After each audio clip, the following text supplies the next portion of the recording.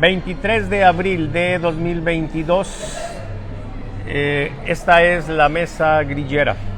Muy buenos días, compañeros.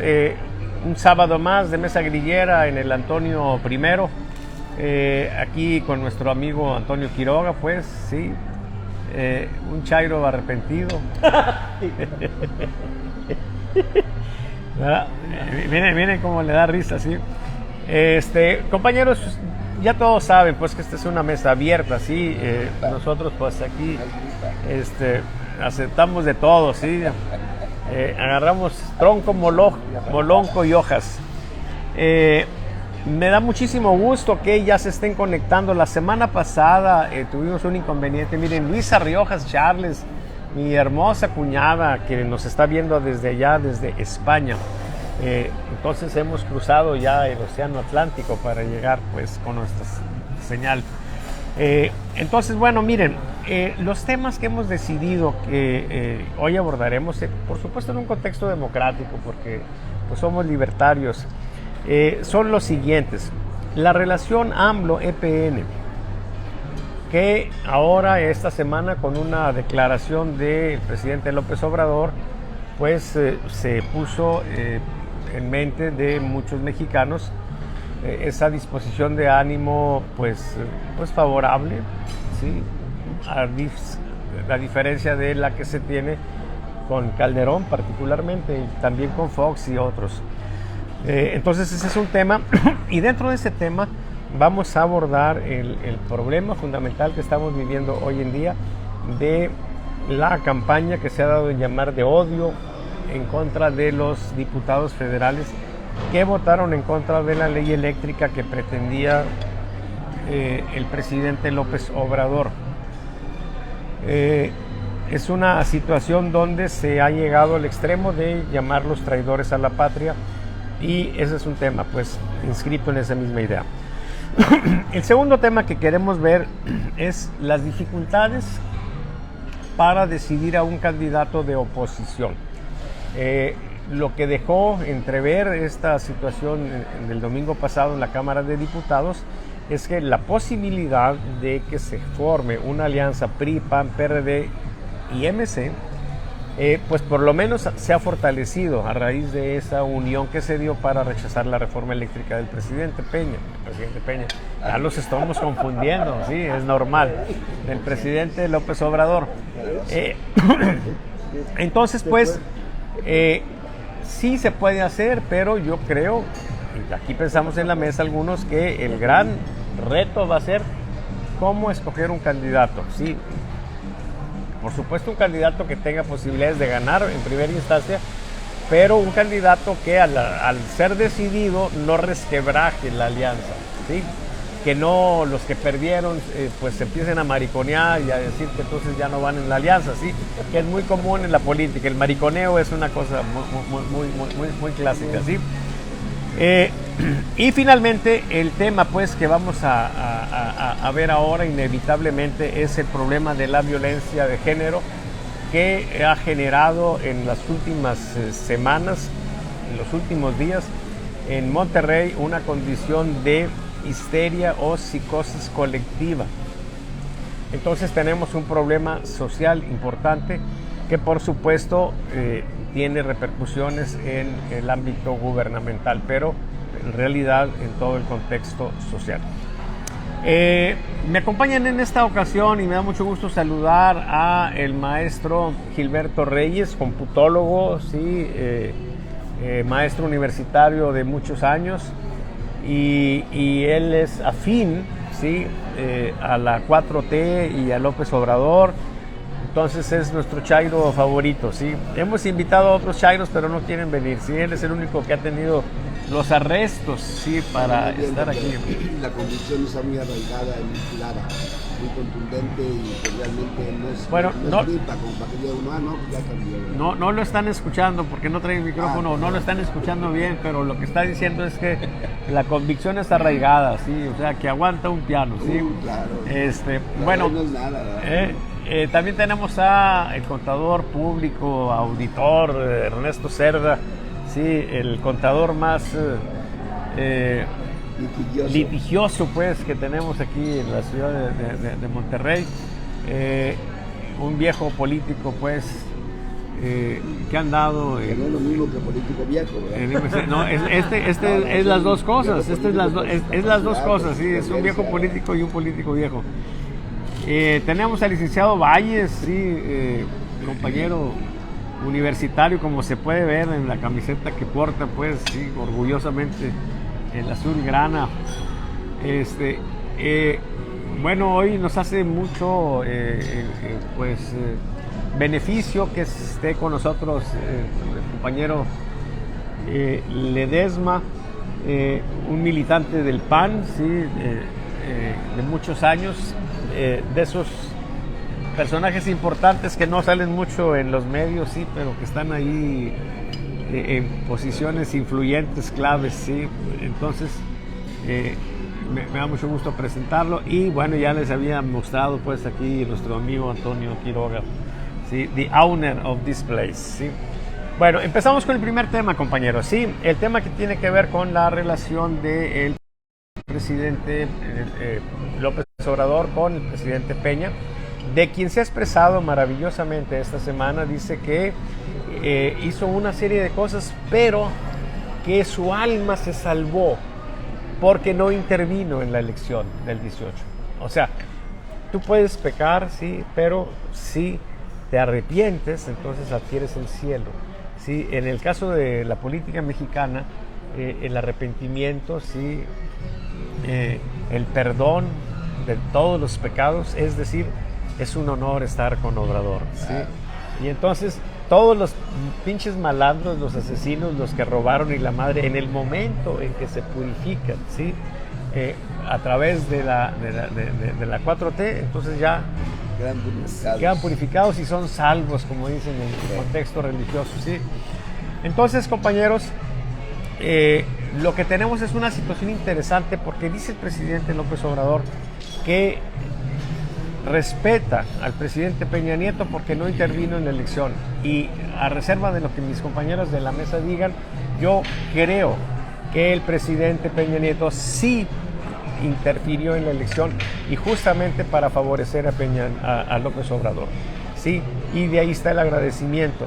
Hay quienes hablan de un pacto, pero yo lo que creo es que si vemos cómo fue la campaña, si vemos dos cosas importantes, dos errores importantes, sí, que están todos ligados a la presidencia. El primero, ir en contra de Anaya, ¿sí? Cuando surge un problema, ¿sí?, agravarlo en una injerencia muy desasiada, ¿sí?, que le da una condición de víctima, pero que al mismo tiempo lo frena. Y segundo, mandar de candidato por el PRI a José Antonio Meade, un excelente personaje, pero con un diseño de campaña absurdo, ¿sí?, en el que él se presentaba como un hombre honesto, pero me apoyan estos malandros que están aquí, pero yo no soy como ellos. Por supuesto que era una campaña perdedora, ¿sí? Entonces yo sí creo que se favoreció el acceso a López Obrador. Ahora, me parece que eso fue nefasto por parte del PRI o de la nomenclatura del PRI o de la mafia del poder, o no. No, yo creo que fue algo que debieron de haber hecho.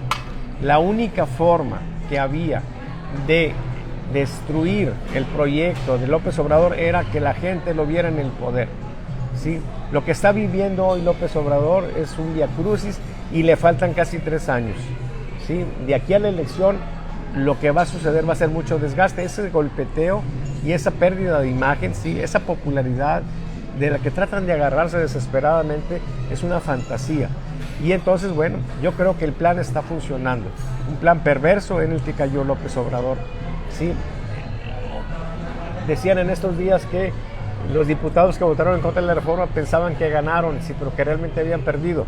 Bueno, compañeros, lamento decirles que López Obrador y los suyos piensan que en el 18 ganaron, pero la verdad creo que fue justamente cuando empezaron a perder. Esa es mi opinión, por supuesto, sí. Hace unos días unos compañeros de Tamaulipas me invitaron a una transmisión y me empezaron a fustigar porque tenía opinión. Sí, o sea, que los que estudiamos algo tenemos que estar limitados a dar la opinión sobre lo que estudiamos, sí. Y los que no estudiaron nada, entonces sí pueden hablar de todo, pues no me chinguen, ¿sí? O sea, el hecho de haber estudiado una disciplina no nos limita para tener una opinión sobre las cosas. Compañeros y amigos, abro la discusión. Bueno, no es discusión, aunque a veces se hace una discusión y a veces se hace una bronca. No tan buenas como cuando venía Benjamín Castro, sí, ¿cómo lo extrañamos? Benjamín, te mandamos un abrazo. Ven a ilustrarnos, por favor, dinos, por favor, extrañamos tus frases. AMLO cambia a la gente, ¿sí? Ni Jesucristo lo hizo, chingado. Sí, la otra frase, sí, ver las mañaneras, sí, es equivalente a cursar un doctorado. Esas frases te las recordamos mucho, Benjamín. Necesitamos un poco más de irracionalidad en la mesa, por favor, ojalá que puedas venir. Pero bueno, ¿quién de ustedes quiere empezar, compañeros, el tema? Ernesto Cerda, ¿quieres tú empezar? No, nuestro compañero representante de las Fuerzas Morenas. Adelante, Gilberto, pero colócate el micrófono. Bien. Bueno, muy buenos días, muchas gracias por escucharnos y vernos en esta mesa de guerra de todos los sábados. Bueno, en realidad no hay mucho que decir, en ese tema de la relación de Andrés Manuel López Obrador y de Enrique Peña Nieto, expresidente de México. Sí, es evidente que en cada elección presidencial, pues el presidente y toda su estructura gubernamental, pues tienen un peso político importante, ¿verdad? Valioso, que puede influir en menor o mayor medida dentro del proceso. Y con el solo hecho de no meter las manos en un sentido claro, pues ya era una disposición a que ganara nuestro proyecto de nación, ¿verdad? De ahí a que hubiese aplicado estrategias que se puedan, digamos, confirmar en el sentido de favorecer al proceso de la elección, pues no lo podemos asegurar. Pero sí, definitivamente siempre influye la actitud, la injerencia, la predisposición del gobierno federal y particularmente del presidente.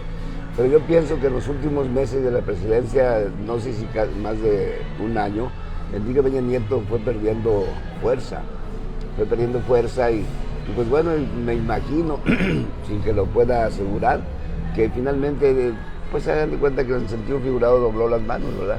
Digo, no, pues aquí yo ya no tengo fuerzas, no tengo mucha influencia, pues voy a dejar que corran las cosas, que se le dé continuidad a lo que se va presentando, simplemente no voy a influir, al menos de manera clara. Entonces, con solo hecho de no meterse, ya está ayudando, ¿verdad? Y eso, pues sí, se pudo haber comprobado, ¿verdad? Es más o menos la idea general. Pero de eso a que veneremos a Enrique Peña Nieto, desde luego que no. Pero yo creo que Enrique Peña Nieto se vio ninguneado al final de su mandato por parte de la élite nacional y creo yo que pudiera ser también de la élite a nivel internacional. Se vio ninguneado, según lo manifestó él en alguna ocasión, así nos lo hizo saber a Andrés Manuel López Obrador, que pues lo trataban casi como un títere, como un payaso, ¿verdad?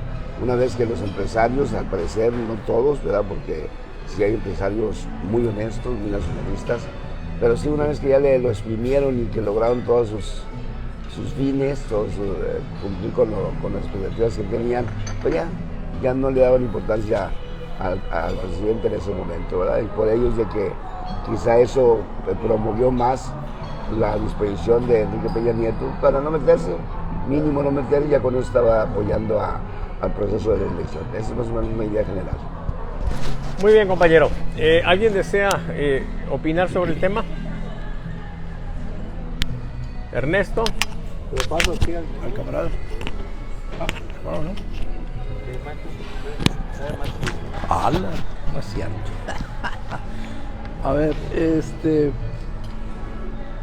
decía Anish que hay alegría maliciosa y yo veo en mi querido amigo una alegría maliciosa porque trata de cambiar las cosas como son.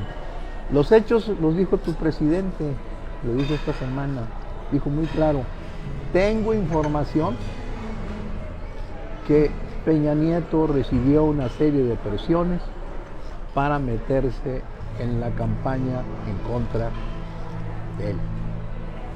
Y él no aceptó.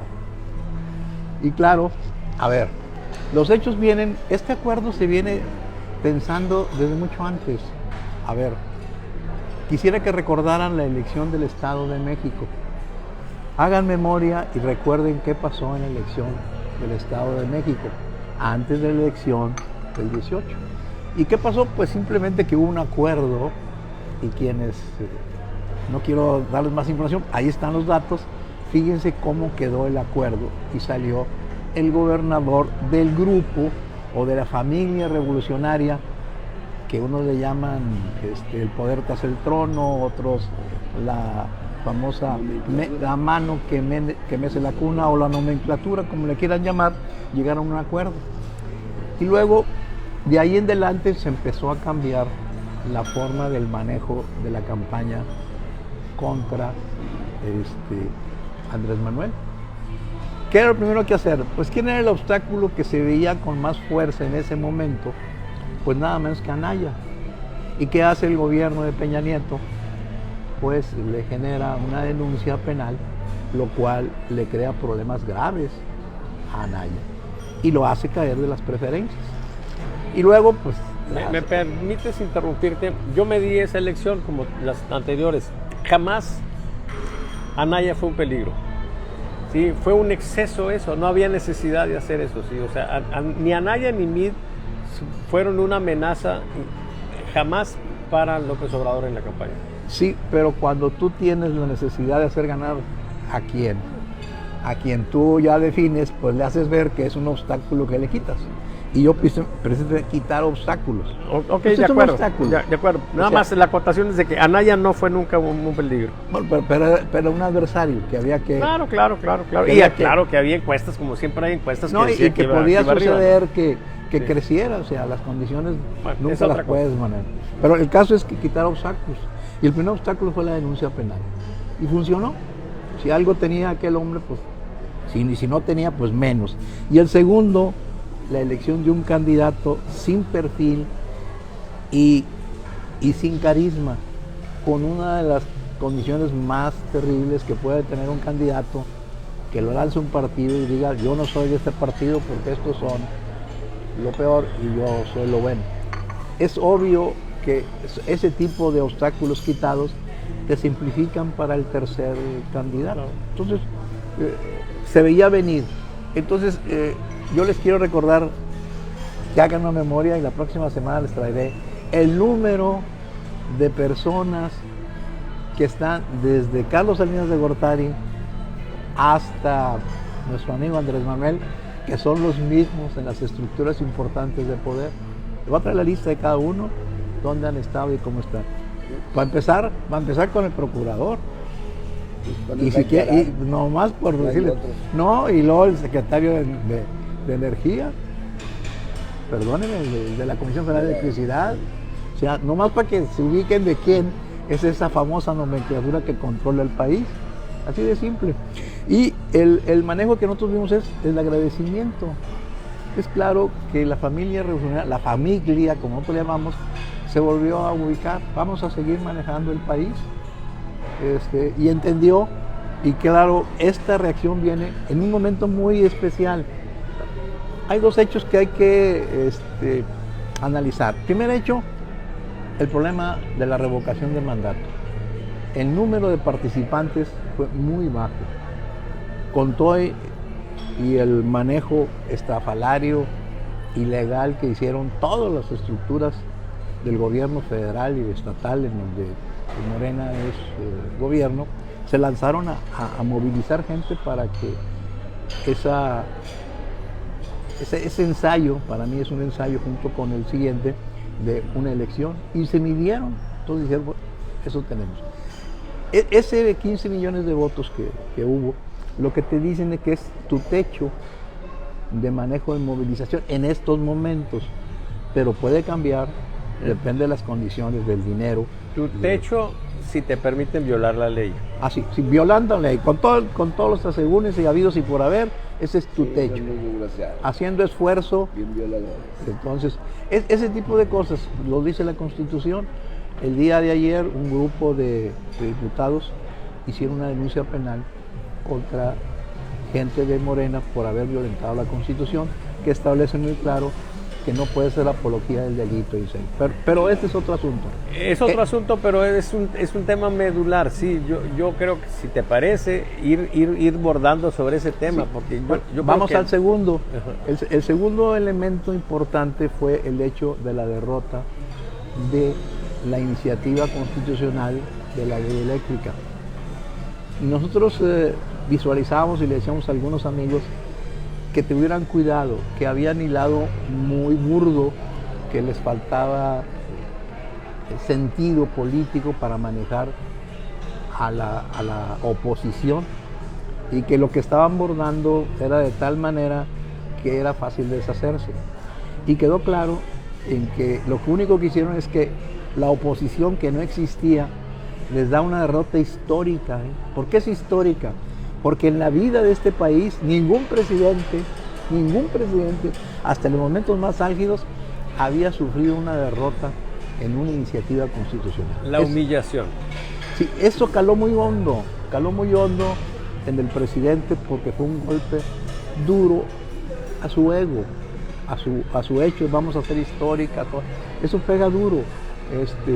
Y hizo uso de lo que nosotros llamamos la alegría maliciosa para tratar de entender que no se perdió, pero sí se ganó. Entonces es parte de esa historia que tienen que fundar. Entonces, estos elementos empiezan una campaña de odio, prohijada y ambientada por el presidente de la República. Grave la circunstancia de llamar traidores a la patria. La Constitución establece, por eso les digo que no les interesa, establece la Constitución que los diputados y senadores no pueden ser reconvenidos por sus opiniones. ¿Y usted es un extraño enemigo, compañero? Seguramente. ¿Un Maciosare, acaso? Maciosare, extraño enemigo que ya pisé las tierras. Entonces, bajo esa perspectiva, este manejo muy de la época, yo creo que le voy a pedir al secretario de Gobernación que reiniciemos aquel famoso artículo de la ley penal o del Código Penal Federal de que era el bis, el que decía que todo aquel que hablara mal del gobierno era extraño. Sobre la disolución social. La desilusión social, porque estábamos desilusionados. Entonces yo creo que por ahí... Ríos decía desilusión sexual, sí, pero era disolución social, sí. Entonces yo creo que sería bueno que la pusieran ya de una vez para... En la práctica tratan de hacerlo. En la práctica sí, pero yo creo que yo les diría que había que guardar los formalismos legales, y si quieren yo hago la propuesta para que se sientan bien protegidos por la ley, para que no le busquen 3 pies al gato cuando saben que tiene 4. Entonces, esta perspectiva del golpe, que fue muy duro, basta ver la cara del presidente. Yo le decía a los muchachos que ven y hacen el análisis de la cuestión corporal, ¿cuántas veces golpeó el atril? Estaba encabronado. O sea, es una manera de decir... ¿Con la mano o con el zapato, como Nikita Khrushchev? Pues, yo creo que al principio, no más porque ya no se puede agachar, sino a lo mejor sí. Pues sí. Pero el caso es concreto. Entonces, a ver, 3 días después, fíjense lo que hace. Es cuestión de hechos. O sea, yo le decía, perdónenme, vamos a ver los hechos. El siguiente hecho es decir, ¿quién le dio el poder? Pues la nomenclatura o la mafia, o como ustedes quieran llamarlo, o la familia revolucionaria. Le dice a Peña Nieto, yo soy de ustedes, yo, amigo. O sea, no hay bronca contigo. ¿Tú sugieres que López Obrador está traicionando a sus seguidores de la 4T? Pero sí desde el principio. Solicitando ayuda a la mafia del poder. Desde el principio de que puede generarse condiciones contrarias a lo que él le ayudaron a llegar al poder. Y la primera máxima de llegar al poder es conservarlo. Entonces, primero, pues está atendiendo a la máxima fundamental de conservar el poder. Y lo que es más importante, tratar, y ahí creo que iba el gran acuerdo es decir, que el que siga le den oportunidad de participar. sino designándolo, cuando menos tratando de poner lo que se llamaba en aquellas épocas revolucionarias el derecho de veto. Yo creo que él está buscando el derecho de veto. Claro. Y si dice, está bien, pongan a quien quieran, pero denme la oportunidad de vetar a alguien o algo. Muy Entonces, esa es la visión que yo tengo de eso. Muy bien, compañeros. Ledesma, ¿quieres aportar algo sobre el tema? Sí. Por favor, acomódate el micrófono, ¿sí? Arnoldo Ledesma.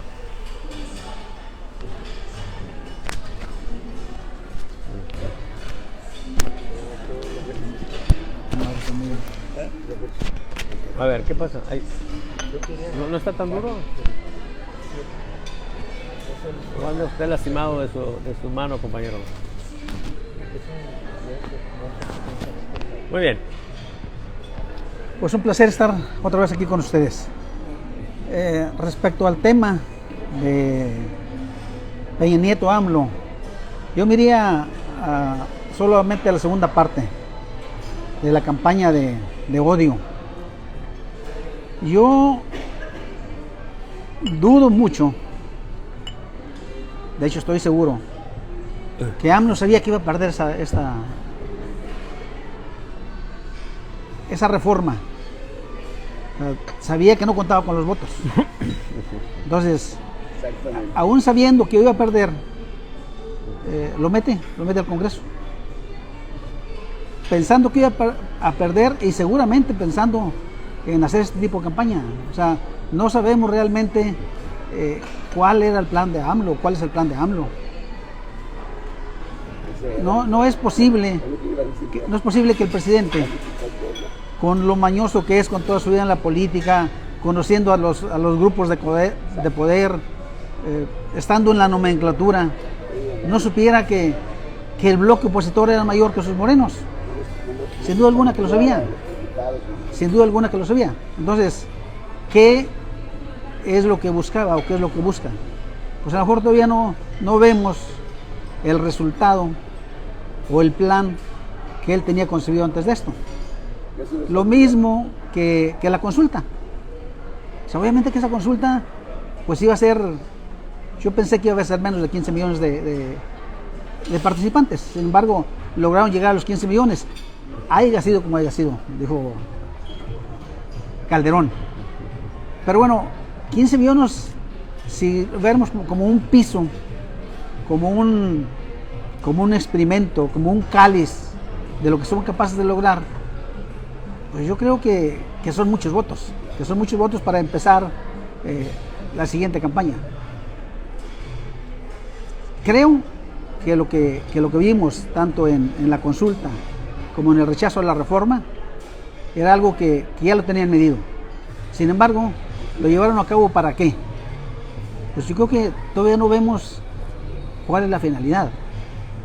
Están preparando la siguiente campaña, están preparando la salida de quién o la llegada de quién. No sabemos.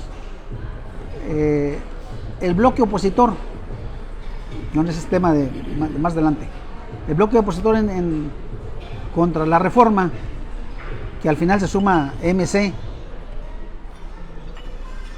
pues aún y con el tamaño del bloque no es suficiente para ganarle a AMLO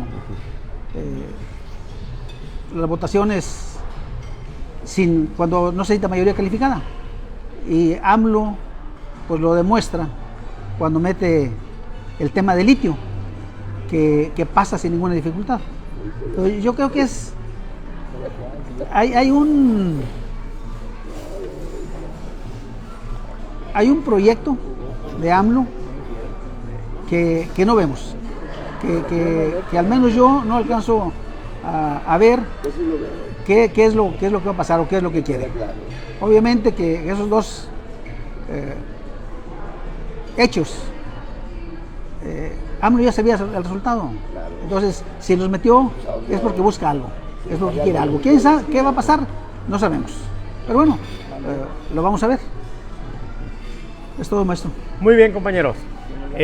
Bueno, miren, yo lo que concluyo de todo lo que hemos estado escuchando en esta primera ronda es que hay un esfuerzo grande, enorme, ¿sí? Costosísimo, para desembocar finalmente en una idea, ¿sí? Básica, que es generar propaganda. ¿Sí? ¿Cómo le hago yo para acusar de traidores a la patria y todo eso? ¿Sí? ¿Cómo le hago yo para quejarme de que el INE no puso suficientes cosas? Creo que es la propaganda más costosa y absurda, y habrá que ver si tiene algún resultado favorable. Al margen de lo que haya salido en la consulta, ¿sí? Donde lo que tenemos es pues una situación extraña, porque no va el presidente a contrastarse con ninguna otra persona, sino contra la idea de continuidad, que ya sabemos que en general la gente no quiere que haya un cambio abrupto en la presidencia anticipado. Cuando Peña Nieto tenía menos de 20%, la gente mayoritariamente deseaba que continuara en su puesto. Sin embargo, sí tenemos mediciones que nos indican que la intención de voto es favorable para Morena hoy en día. Eso es algo que es muy claro.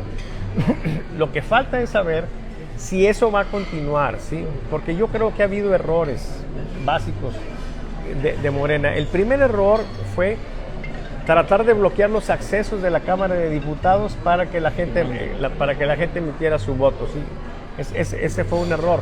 ¿Qué generó ese error? Bueno, pues que tomaran los partidos de oposición la iniciativa de llegar desde la noche antes, de estar ahí, y eso adquirió una visibilidad y un sentido, pues no, sería exagerar hablar de heroicidad o algo así, pero sí fue algo que generó un impacto emotivo en las redes. Gente que había durante décadas hostigado, criticado al PRI, de pronto empezó a elogiarlos. ¿Sí? Personajes como Alito Moreno, que también había sido muy vapuleado en las redes, de pronto empezaron a aplaudirle. Entonces ese fenómeno que se va dando, ¿sí? Luego viene en esa idea de que son traidores a la patria, ¿sí? Y lo más peligroso, convocar a la ciudadanía, a la gente, al pueblo, a que los ubique, que tenga sus nombres, prácticamente que tenga sus direcciones, dónde está su distrito. Y esa convocatoria, ¿para qué es? Para que cuando los ve en la calle los salude y les diga, oiga, fíjese que no me gustó su voto, o para que los insulte, o para que los golpee, o para que los asesine. O sea, López Obrador no tiene los tamaños para él responsabilizarse de una represión, y no lo hace ni siquiera en contra de los delincuentes, haciendo uso legítimo que tiene de la fuerza pública. No lo hace, ¿sí? Él prefiere abrazos, no balazos. Pero sí le quieren endilgar al pueblo bueno, ¿sí? Y pendejo, ¿sí? Que él sea el que cometa la represión, que él sea el que golpea a los diputados, que él sea el que mate a un diputado para hacer patria, ¿sí? Y para ganarse el cielo de la 4T. Bueno, ¿qué es lo que ha sucedido? Pues que la gente no le ha hecho caso al presidente hasta ahorita. Yo no tengo registrada ninguna agresión física importante para un diputado. Tampoco tenemos registrado un asesinato, ¿sí? ¿Verdad? No lo tenemos registrado.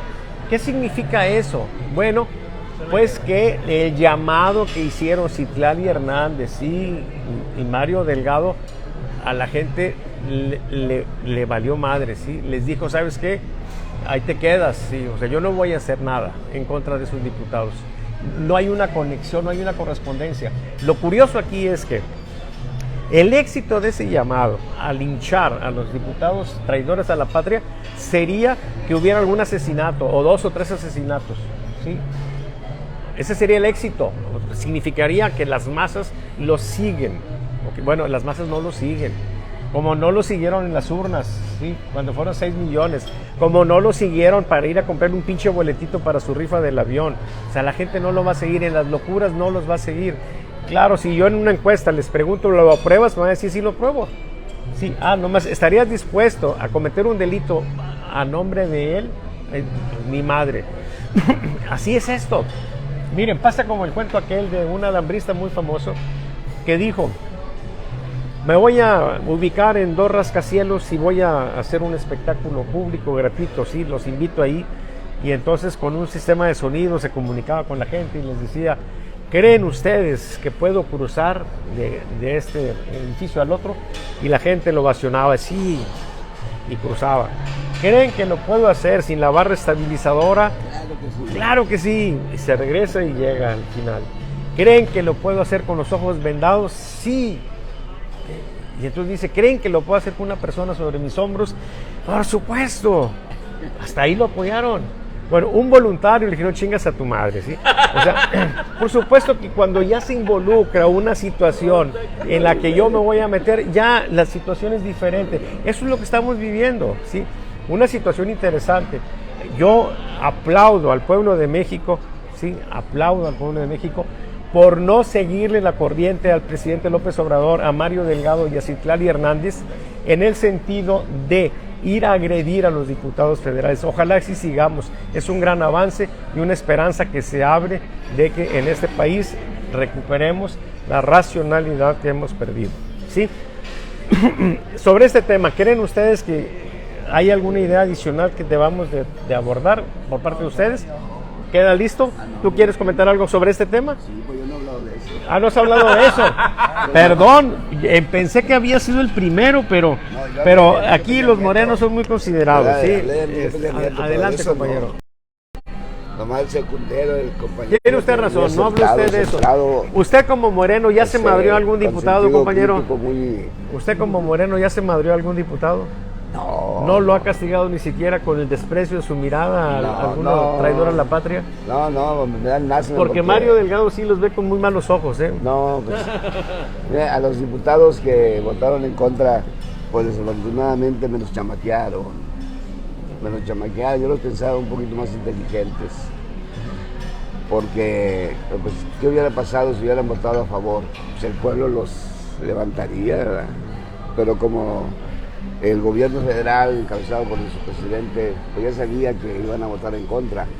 Lo único que estaba haciendo era un proceso para evidenciarlos, ¿verdad? Para evidenciar lo que realmente son y que habían querido esconder. Pero con esta actitud, pues obviamente los chamaqueó y cayeron en la trampa. O sea, así como Jesucristo, que se pudo desclavar ahí de la cruz y azotar a los romanos, él prefirió morir, ¿sí? Para salvar yo me refiero de nuestras almas, ¿o cómo está la cosa? No, tan perdió que elevó su popularidad en 6%, ¿verdad? López Obrador de su gobierno. ¿Subió su popularidad? Algunos puntos, sí, algunos puntos. Entonces... Yo tengo otros datos. No, bueno, yo me baso en los resultados que publicó una organización internacional que mide la popularidad de los presidentes. No le haga caso a los aficionados, compañero. No le haga caso a los aficionados. Pero de todos modos, sí elevó la popularidad. Ahora, por otro lado, sí, efectivamente, eso de traidores de la patria, pues sí, a lo mejor no está tan bien haberlo difundido tanto, pero el que empezó eso fue precisamente Alejandro Moreno. Cuando Asia, o no sé cómo se apellida este hombre, el diputado del PRI, que unos días antes de la votación se cambió hacia Morena, ¿cómo lo nombró Alejandro Moreno? Pues así textualmente le dijo traidor a la nación. Y él mismo publicó en un Twitter, ¿verdad? En un mensaje de Twitter, Alejandro Moreno refiriéndose al diputado. Digo, esa es traición a la nación.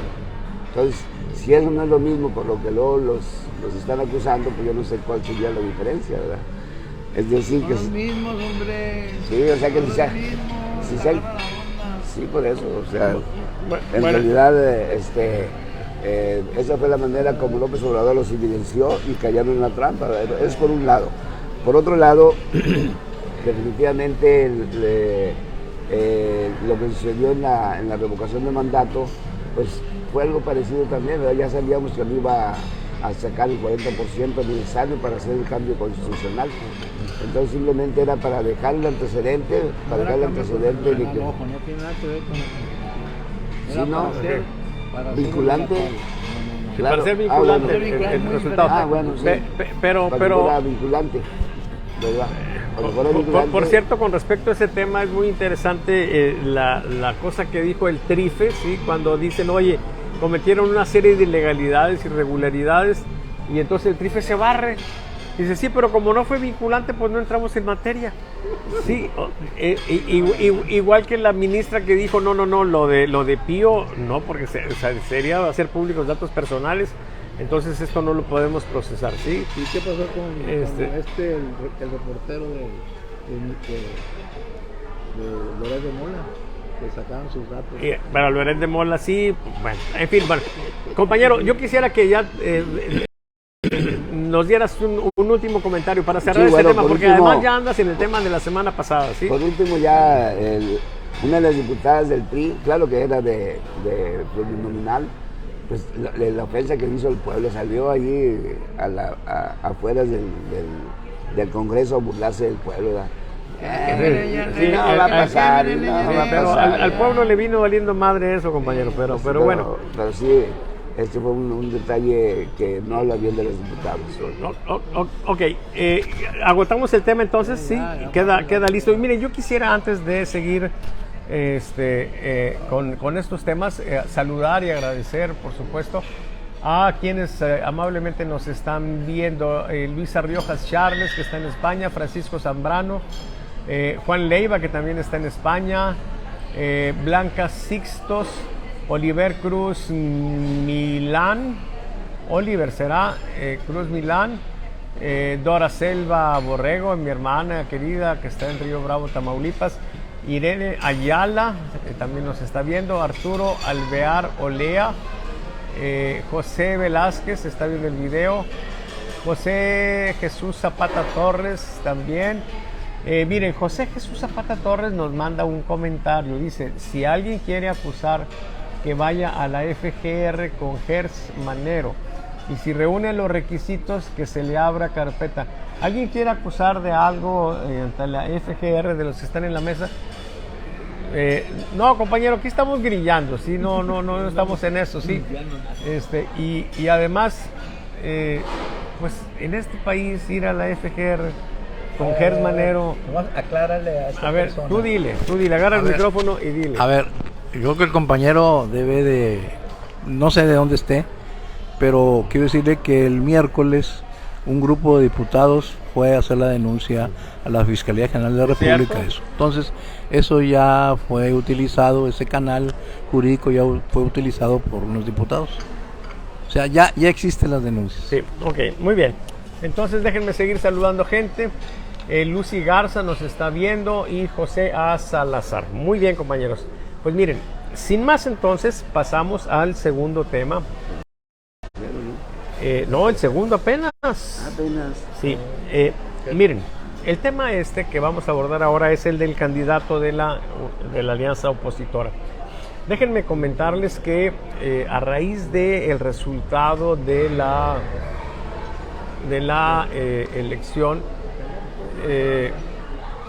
elección pasada, ¿sí? del Congreso, se generó la posibilidad de que surgiera una alianza opositora, donde hubiera un candidato postulado por el PRI, PAN, PRD y Movimiento Ciudadano.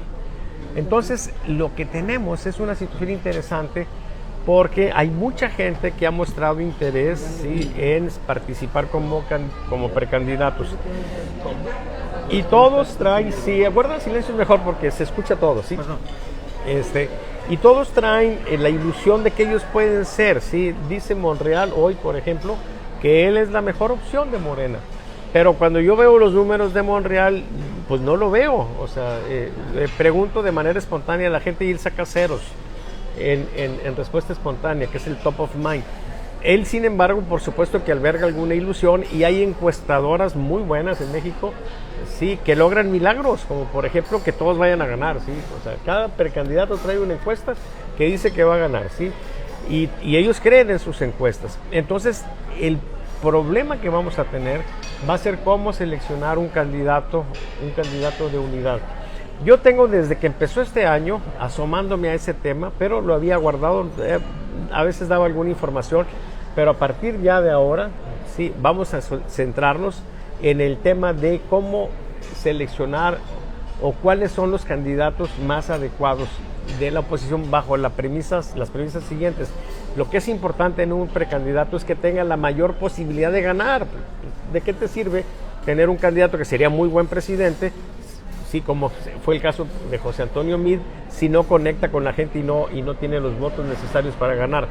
Entonces ese es el número uno, ¿sí? Y número dos, que la forma en que se seleccione permita que una vez que se define el candidato no haya fracturas y no haya gente que se vaya y se lance como independiente o de plano se lance en apoyo a alguna otra de las opciones. Ese es el gran reto. Por eso lo que yo creo es que debe ser un proceso transparente para que la gente vaya viendo y en la medida de eso, que la gente vaya tomando confianza en el instrumento. Y los pinches locos que siempre va a haber no van a entender que no tienen posibilidades y van a estar jodiendo hasta el final, ¿sí? Pero por lo menos que los entendamos y los veamos justamente en esa dimensión, o sea, que están locos, ¿ok? Y entonces vamos a hacer esto, compañeros. Y yo ya empecé, el lunes vamos a hacer la primera medición, vamos a comparar a Colosio, que es la mejor opción que se tiene hasta ahorita cuando le doy una lista grande de personajes. Es el que sale más claramente arriba. Bueno, lo vamos a comparar con los dos que salen arriba de Morena, que son Ebrard y Claudia Sheinbaum. El martes yo les voy a pasar información de cómo se va dando ese fenómeno y también cómo vamos a incluir o a quitar precandidatos, ¿sí? Pero les anticipo que el top of mind es un criterio para meter gente, o que alguien se presente y que esté mostrando realmente una campaña sólida. Bueno, lo vamos a meter. Pero para los careos vamos a hacernos únicamente entre los punteros. Entonces, en la lista del posible bloque opositor tengo nada más, en primer lugar, nada más a Colosio. Por eso es el único que voy a considerar. Y en la lista de Morena hay un empate técnico entre Claudia Sheinbaum y Ebrard, por eso los voy a considerar a los dos. Entonces los criterios están definidos para ir asomándonos a esto.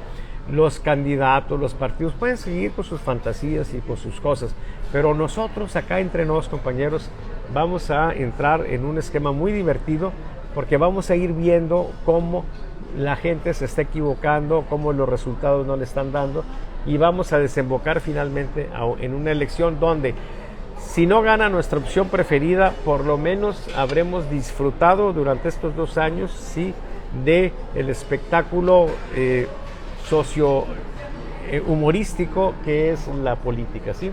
Entonces, pues, sobre este tema, las dificultades para escoger el candidato o el candidato que ustedes consideran, sí, de la oposición. Pero yo quisiera aprovechar para ampliar el concepto, ¿sí? Los candidatos de oposición, pensando en que vamos a tener el enfrentamiento de 2 proyectos, uno postulado por el Partido Verde, por el Partido del Trabajo y por Morena. Si yo quisiera que abordáramos sobre esto, ¿cuál sería la mejor opción? Alguien se está riendo mucho, yo creo que le divirtió, no sé si para bien o para mal, ¿sí? Y el otro candidato que sea postulado por PRI, PAN, PRD y MC. Sobre este tema, compañeros, ¿quién quiere empezar? Ok, Gilberto, agarra el micrófono, por favor.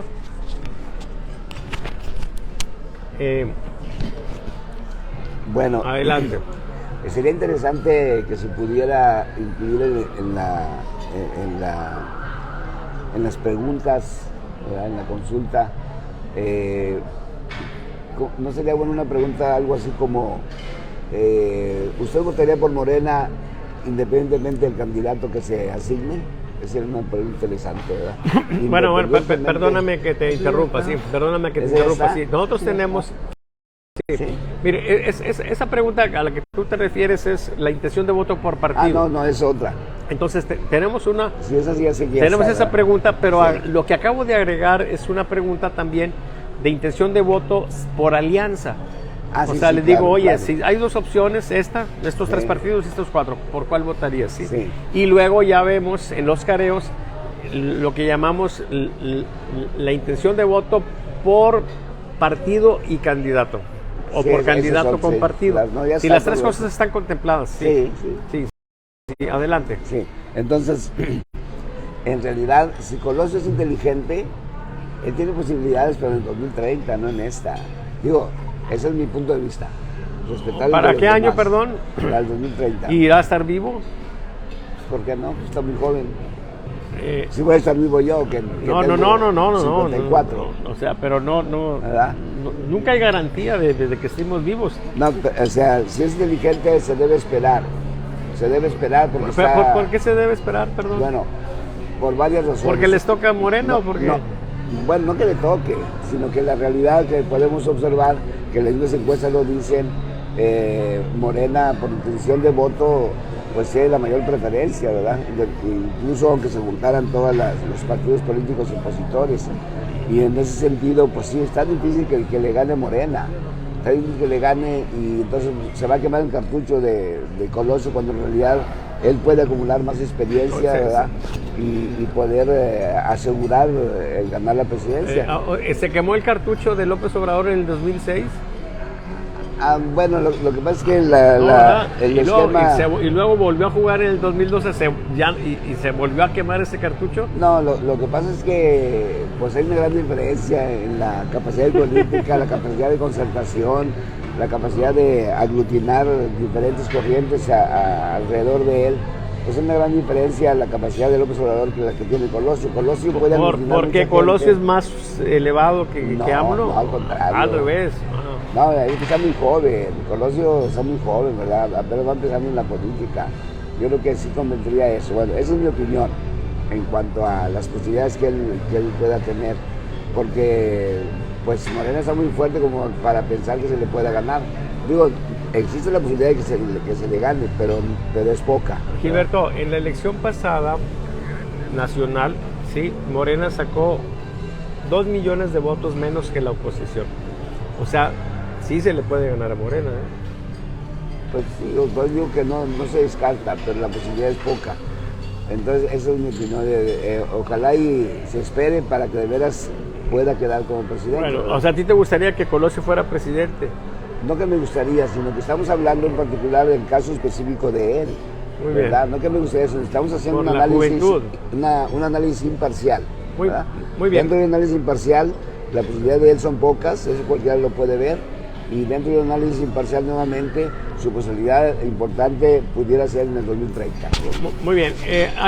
Compañeros, ¿alguien más desea abordar sobre este tema? En lo que se acomoda el micrófono, Ernesto Cerda, ¿quieres comentar alguna cosa? Sí, rápido. Sí, bueno, en lo que se lo acomoda, déjenme comentarles pues que el discurso ese de jóvenes y viejos, sí, como que ya no opera. Hace algunos años decíamos, un poco quejándonos de la condición nacional, que teníamos en algunos ámbitos profesionales el problema de que pasábamos de jóvenes inexpertos a viejos pendejos. O sea, pasábamos así, pero dejando un margen muy limitado, pues, de productividad plena, ¿sí? Yo creo que las oportunidades se presentan y no tenemos nunca garantía de que se vuelvan a presentar, ¿sí? Por eso yo creo que, en este caso, bueno, ahorita es Colosio el que está adelante, a lo mejor, dando el tiempo, él baja y sube otro personaje, ¿sí?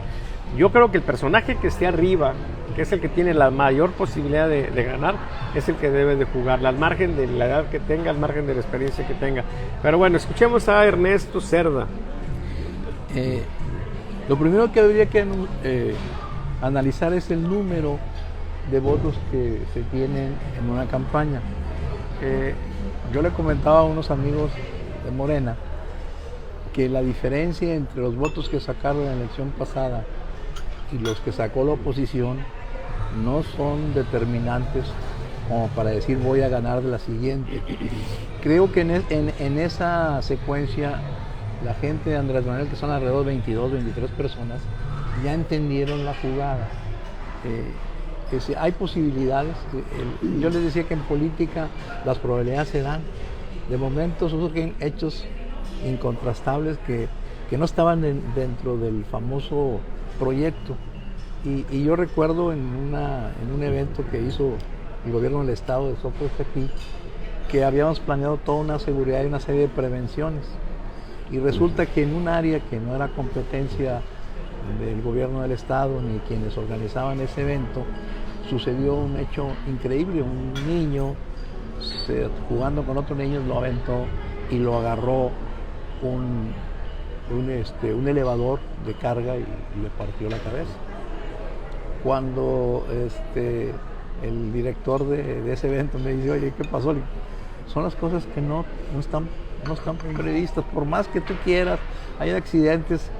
Primero, no fue en nuestra área, no fue cuestión nuestra, pero de alguna manera estamos inmersos en lo que pasó. Entonces, este tipo de circunstancias se dan en la vida. O sea, el problema de la aleatoriedad y del caos puede suceder en cualquier momento. Hay cosas que uno no tiene en mente, pero que pueden suceder. En el caso del caso de Colosio, no debe podía ser un aprendizaje, pues pueden lanzar en la que sigue, en la que otra. Lo que va a determinar es la capacidad de los grupos que manejan este país para llegar a un consenso. O sea, creo que la llamada de Andrés Manuel a Peña Nieto es decirle: yo estoy con tu equipo, si yo estoy con ustedes, ¿quién? Pues está el Estado de México, hay todo un manejo, perdónenme. ¿Quién ha sido la persona más cooperativa con Andrés Manuel de los gobernadores? Pues el del Estado de México. O sea, simplemente hay esa simbiosis, porque es el mismo PRI, pero diferentes corrientes. O sea, ¿tú piensas que vamos a tener un candidato de primor? No, el problema es jugar. Yo recuerdo que en el PRI, cuando había dos candidatos muy fuertes y se inventó una idea, ir a unas primarias. Aquí en Nuevo León, mi opinión en aquella época decía, hacer primarias, eso nos ayuda mucho. Y yo me acuerdo cuando hubo primarias, ganamos, pero de a calle. Como que a la gente le gusta ir a las primarias. Yo recuerdo esa elección. Sócrates participó junto con Romeo Flores, con Eloy Cantú Segovia, con varios otros, te digo, más de 80% salió. Sí, acuérdate del que por cierto iba a estar aquí esta mañana, no sé qué le pasó. Yo te quiero decir que en esa época, fíjate los votos con los que ganó Sócrates la gobernatura. Nosotros éramos los coordinadores, sí, claro, del área de lo que era el CEPES. A ver, ya que estás en ese tema, ¿te acuerdas cuál fue la clave para ese resultado tan favorable para el PRI? Hubo un concepto que después lo hicieron delito electoral, ¿te acuerdas? La carrera, los desayunos escolares. El desayunismo político, se dijo. Desayuno escolar. Sí, el desayunismo político. O sea, es interesante, y déjame recordarlo justamente en este momento, porque es precisamente el problema que va a tener hoy Morena. Las bases de apoyo de Morena que tiene actualmente son las mismas que tenía el PRI antes. Hay que llevarlos a votar. Y es lo que yo he llamado el bono de la miseria, el bono de la miseria, porque es la gente que está más amolada, ¿sí? Y que tiene todos los problemas del mundo. Hay que estimular y que apoya a quien sea, lo apoya. El problema es hacer efectivo ese apoyo. Y en esa ocasión lo que dijeron es, no, la gente vota por quien sea, pero la invitamos a desayunar, le damos aquí una barbacoa, etcétera, y luego ya que vayan a votar. Esa gente que amanece viendo no quién va a ser el gobernador, quién va a ser el presidente, sino voy a desayunar hoy, ¿qué voy a poder desayunar? Si le resuelves ese problema, pues luego ya va y vota. Y por supuesto que vota a favor tuyo. Y no porque le hayas comprado el voto, porque lo hayas estimulado, sí, está contigo. Sí, y tenemos un porcentaje de pobres en México de cerca del 60%, que es justamente el porcentaje que aprueba al presidente López Obrador. Hay ricos, por supuesto, que están también contentos con López Obrador, pero son muy poquitos. Hay intelectuales, sí, pero son muy poquitos. Hay académicos, los intelectuales transgénicos, son muy poquitos. En general, la fuerza es esa. Entonces, el gran reto que tiene Morena ahora es el reto que tuvo el PRI para ser efectivo. Yo me acuerdo en aquellos años, los encuestadores medio pendejones que siempre hemos tenido y que están obsesionados con que las predicciones se cumplan, lo que hacían era agarrar la intención que les salía de voto para el PRI y le quitaban 5 puntos. Y a los otros les subían 5 puntos para que la predicción se ajustara un poco más, precisamente porque hacer efectivo el voto del PRI representaba un gran reto. Esa fue una solución. Lo que va a vivir Morena es eso. Sí, es cierto, el presidente lo apoya, tiene intención de votar por Morena, pero para llevar a esa gente a votar vamos a tener que hacer cosas. Ojo, que este gobierno hizo delito grave. Sí. Eso es lo Pero a ver, paradójico. a ver, Adelante, Salvador, adelante. el delito grave es para los otros, no para ti. Tú estás en el gobierno. Perdón, o sea, quiero decirte que el acarreo existió, fue una violación completa a las normas electorales y se dieron. Y creo que este fue un ensayo, y yo lo comentaba con uno de ellos, le decía, pues el ensayo le salió medianamente bien. ¿Qué quiere decir? Que les faltó punch.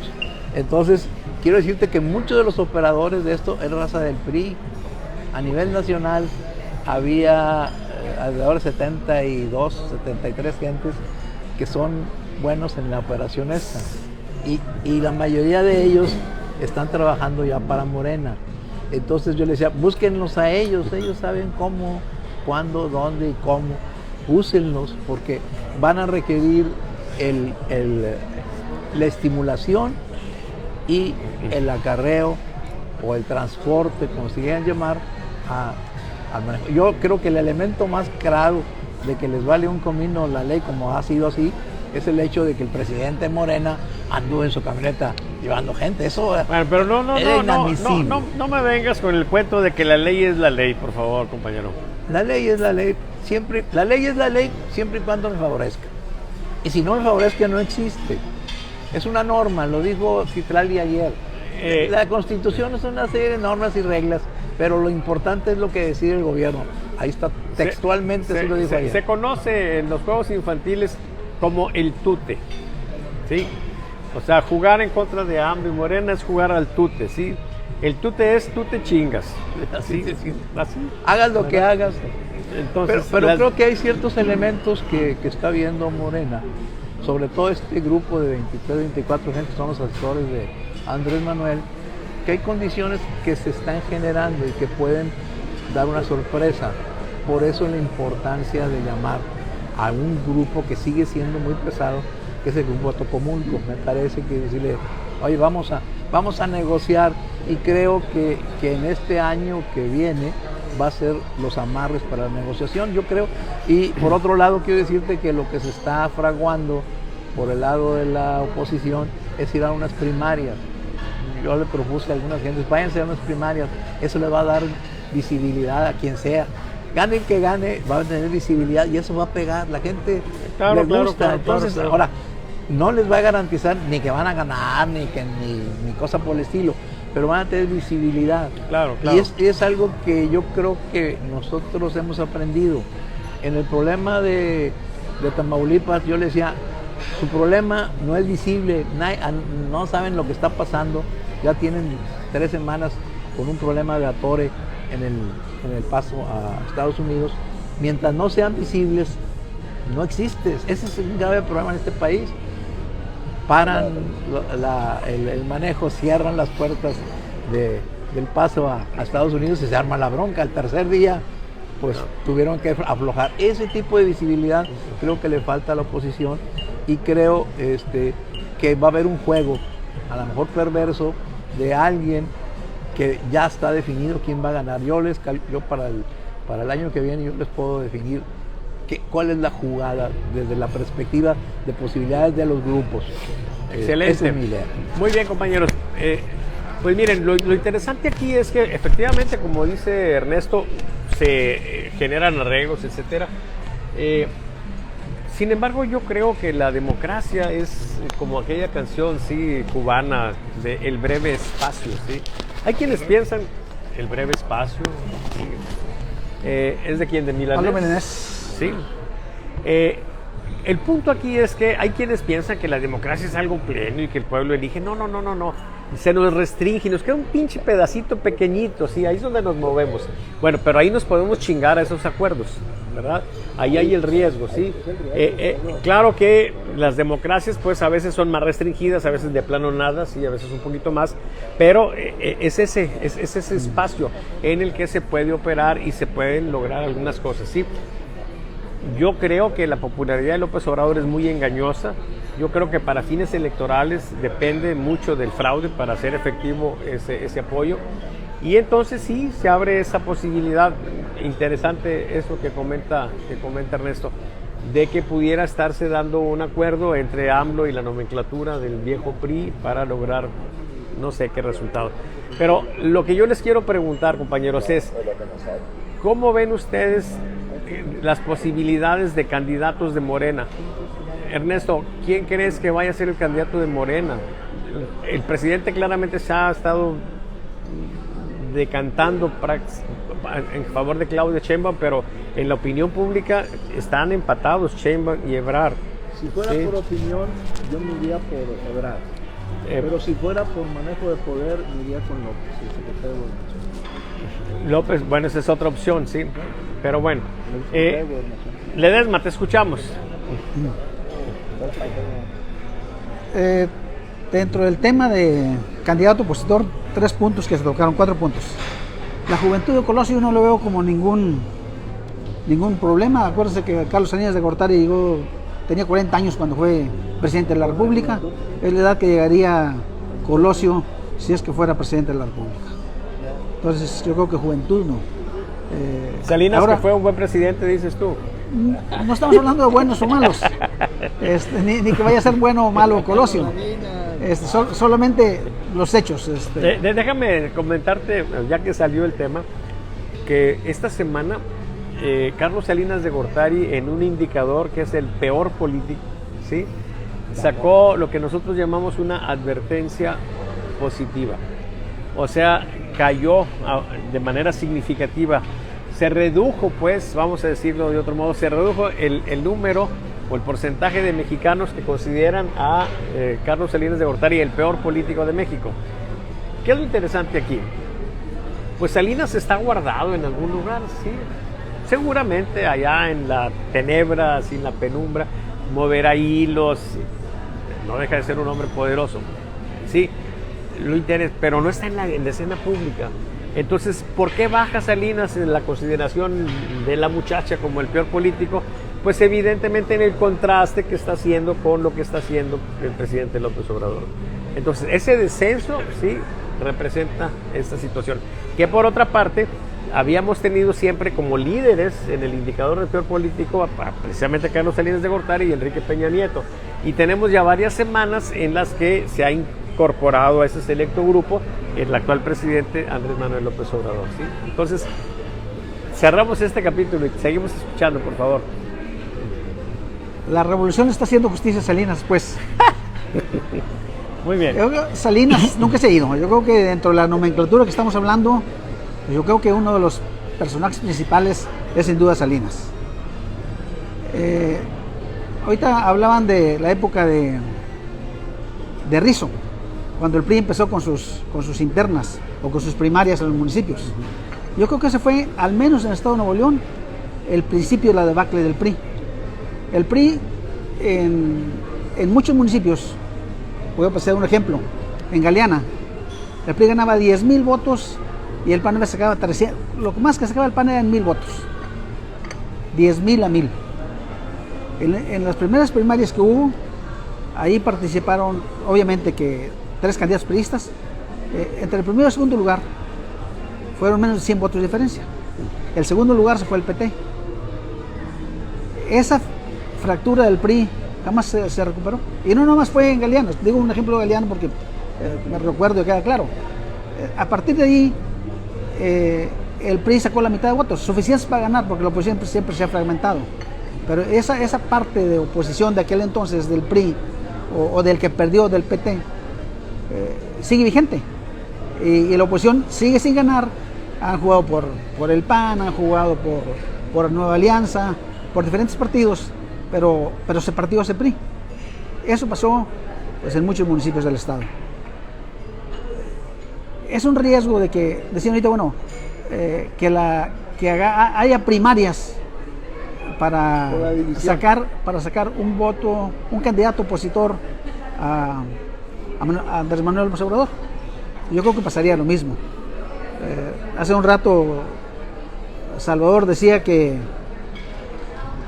son muy rajones los políticos. Cuando participan en alguna primaria y pierden, lo andan mariconeando y cuando juraban amor eterno al partido, pues van para otro lado. Yo creo que eso pasaría. Aparte, alianzas de partidos. ¿Hay partidos todavía? Yo creo que no.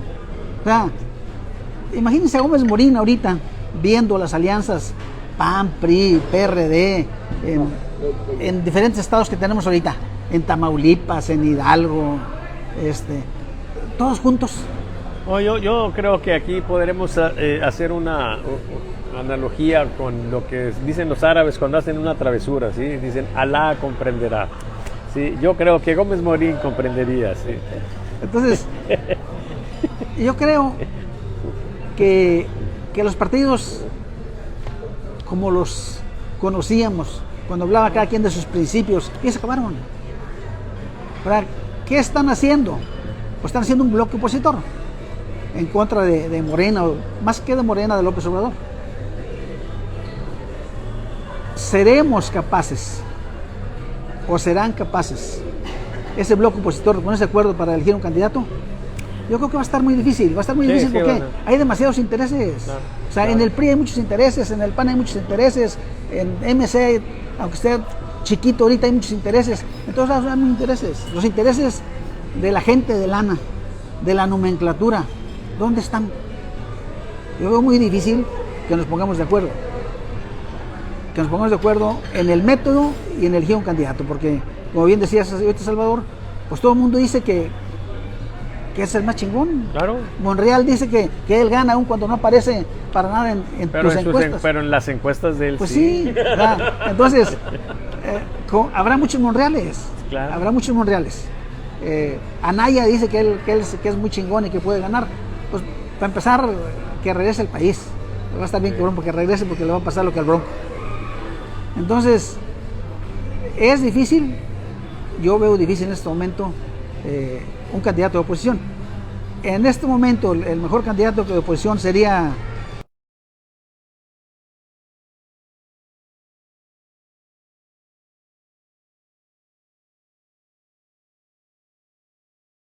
pero estamos a 2 años de las elecciones. A 2 años de las elecciones. Morena y López Obrador ya están trabajando sobre el proyecto de ellos. Y la oposición, ¿quién está trabajando? Nadie.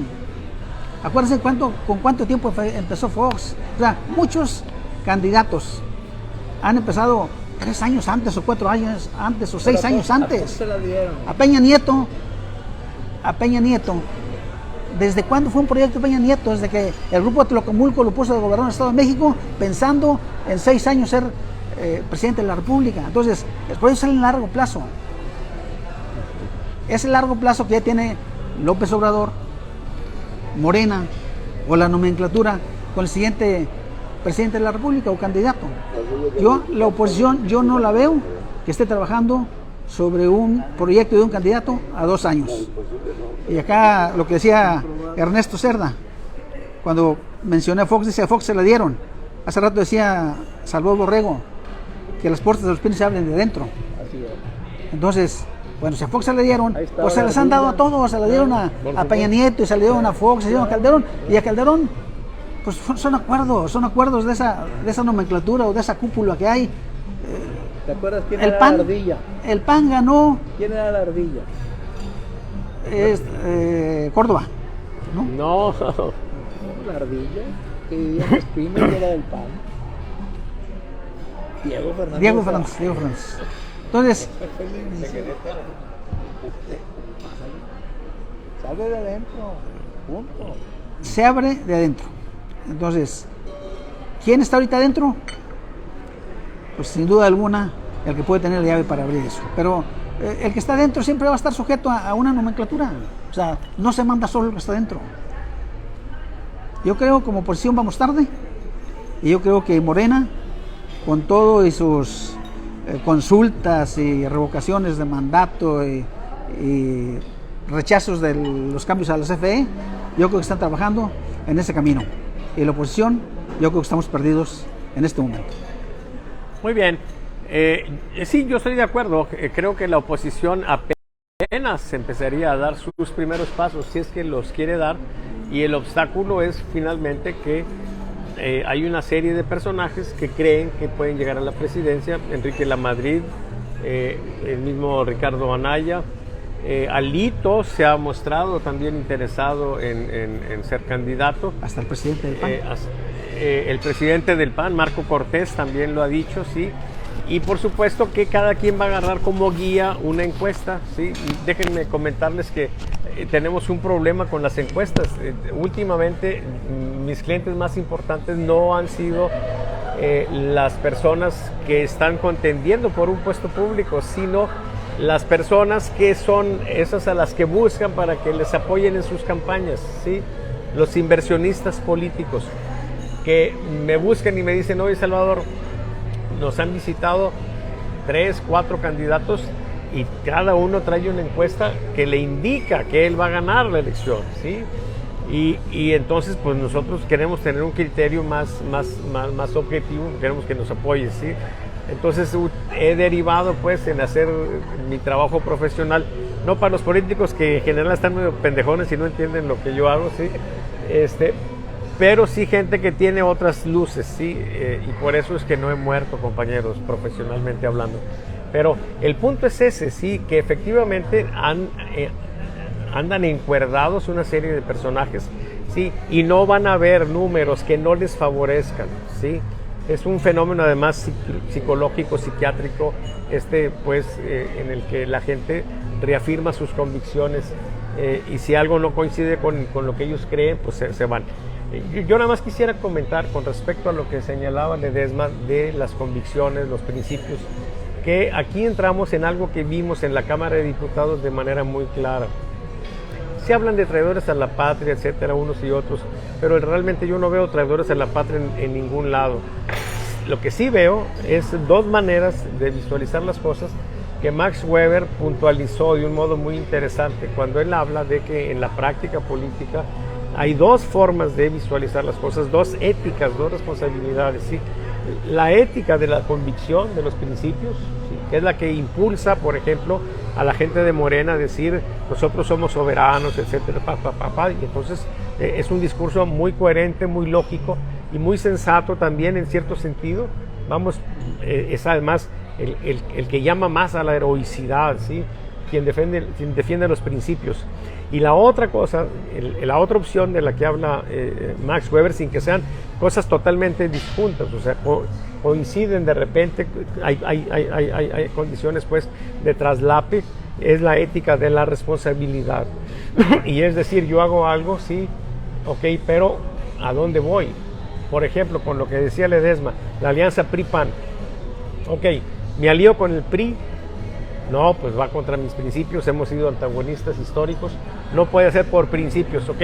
¿Cuál es la consecuencia de que yo no me alíe al PRI? La consecuencia es que nos van a partir la madre y vamos a seguir con un gobierno irracional, sí, que va a seguir haciendo destrozos y nos va a generar una situación. Las consecuencias de no hacer esa alianza son terribles. Entonces tú dices, ¿sabes qué? Atendiendo a eso, hacemos la alianza. A lo mejor no ganamos, pero por lo menos lo acotamos un poco más y frenamos la destrucción que está pasando en el país. Entonces, estos dos esquemas son muy interesantes, ¿sí? Y yo creo, pues, que abre la posibilidad para que la gente, teniendo como orientación la cuestión fundamental de la política, que es la lucha por el poder, vea qué es lo más inteligente, lo más sensato, lo que les puede generar mayores posibilidades, pues, de ganar, ¿sí? A ver, te Salvador, escuchamos, Ernesto. Fíjate que... Pero amárrate el micrófono, hombre, ¿para qué lo traes ahí? Mejor porque está lleno de... algo le cayó. Lo estoy secando.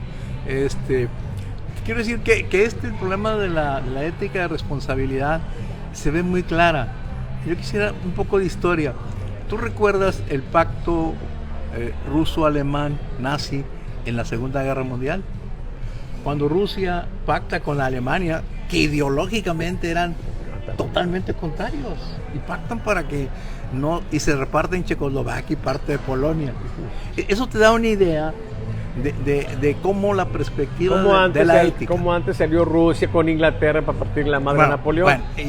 O sea, ese tipo de cuestiones es un problema de responsabilidad. ¿Qué tenemos que perder y qué tenemos que ganar? Y te voy a dar la otra. Cuando ve Rusia que no va a ser adecuado el apoyo del pacto con Alemania, hace el pacto con Estados Unidos, y Estados Unidos le manda armas y le manda aviones y le presta lana. y cambia. Entonces le digo, "Oye, ¿qué pasó?". Pues simplemente que las condiciones cambiaron. Y yo entiendo que es difícil para la gente que ideológicamente toma eso, que no entiendan el área de la ética de responsabilidad. A veces tu ideología, tu dogma, no te da para estar con la actualidad. Y lo que pasó hace años ya no es rentable ahorita. Es más, estamos en una dinámica tan grande, y lo decía Bauman, estamos en un mundo líquido. La política es bien líquida, bien difícil de ubicar. Entonces tienes que estar todos los días, desgraciadamente, en un mundo muy cambiante. Y lo que antes parecía certeza, hoy tiene dudas de su existencia. Entonces, a mí no me extraña eso. Y si le vas para atrás de la historia, encuentras una serie de acciones que dice, caray, pues cómo se juntaron. En el caso de Francia, Robespierre, Marat, con un personaje totalmente como era Fouché. José Fouché, O sea, hay el toda profe una de historia, matemáticas.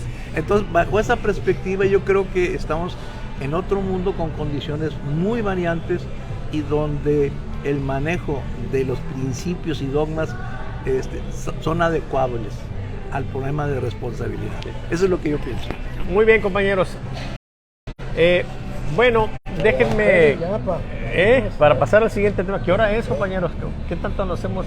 12:30. 12:30. Andamos más o menos en tiempo, compañeros. Miren, creo pues que el tema queda más o menos cubierto.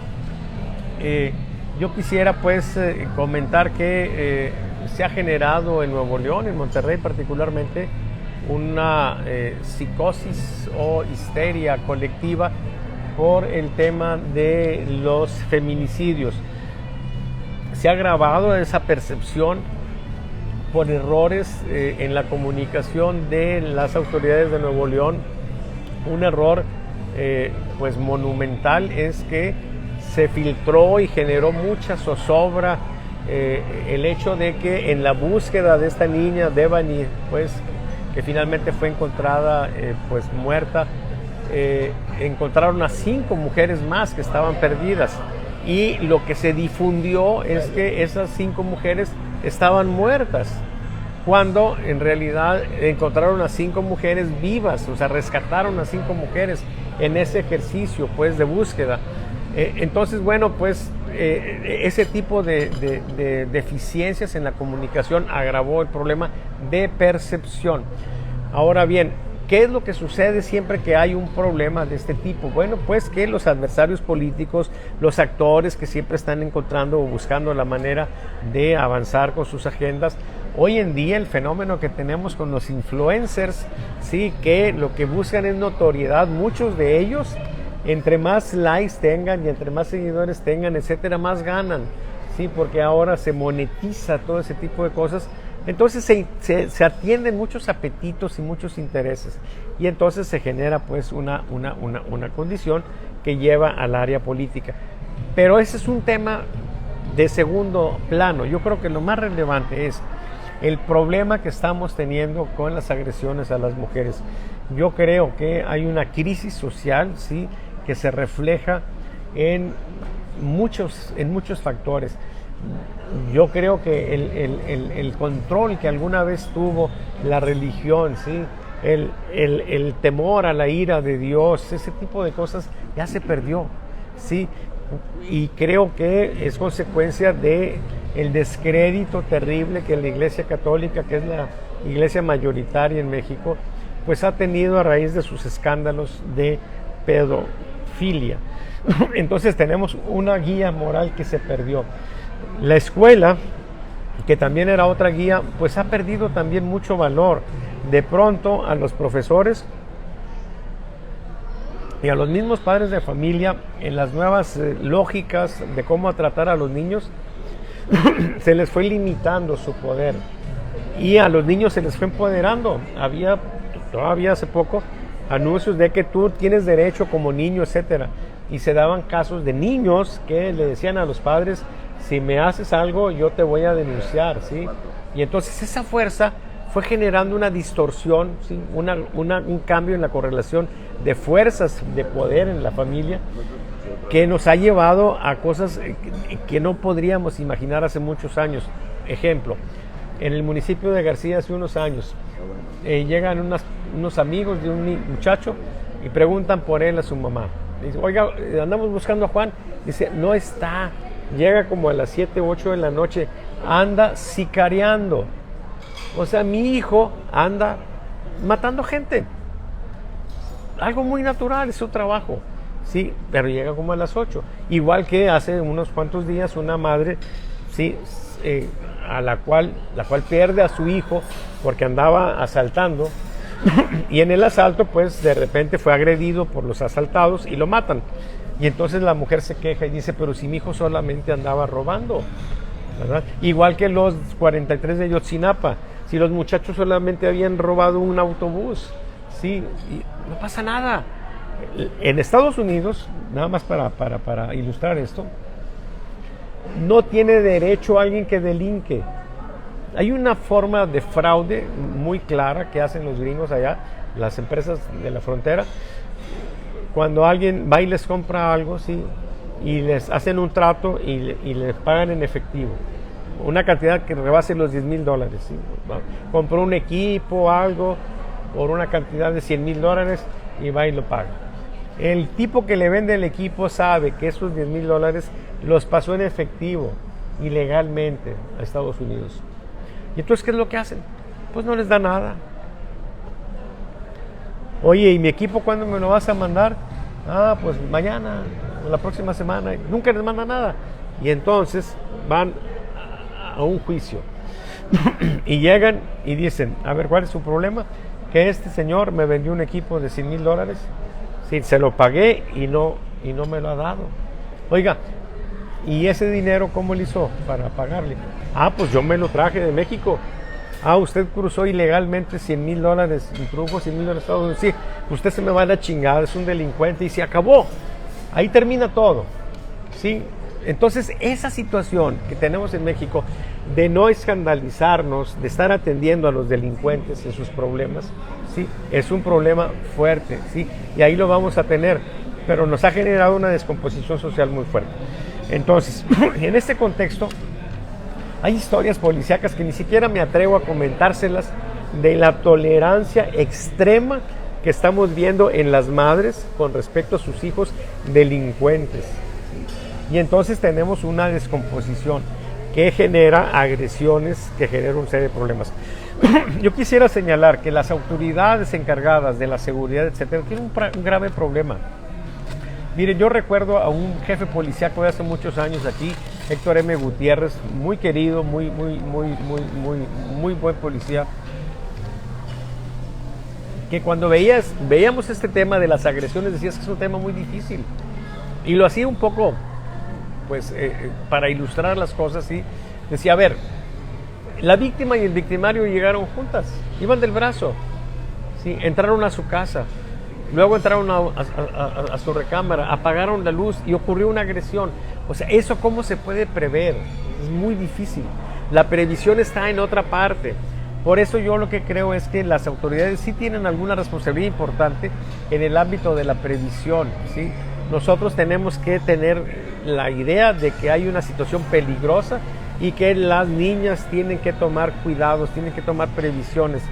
Tienen que pues encontrar mecanismos en el trato con sus familias, con sus amistades, para tener esquemas de alerta y sobre todo, como los agresores generalmente son sus parejas, que un panel de expertos pueda, contratados por supuesto por el gobierno, dar orientaciones muy claras de los puntos o los momentos o las circunstancias, los elementos que indican claramente que se está viviendo en una condición de riesgo.